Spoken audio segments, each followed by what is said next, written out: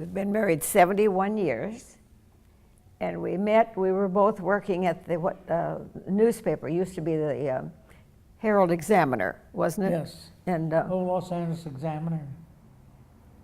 And he was working in one section and I was working in another.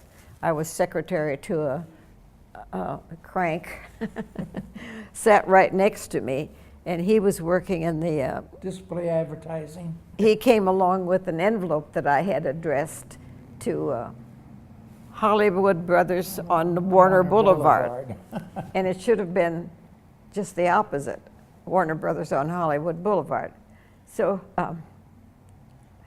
she was so indebted to me, I couldn't get away from her.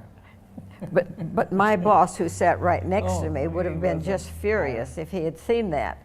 So he sneaked up at my side and showed me this envelope, and so that I could change it. And then what happened? When it was 1941, I was Somewhere around there. drafted. Yeah. Yeah. Yeah. Yeah. In June 1941, I was drafted into the service, and I went to Officers Candidate School, and then they sent me to an Officers Advanced Ordnance School back in Baltimore, Maryland.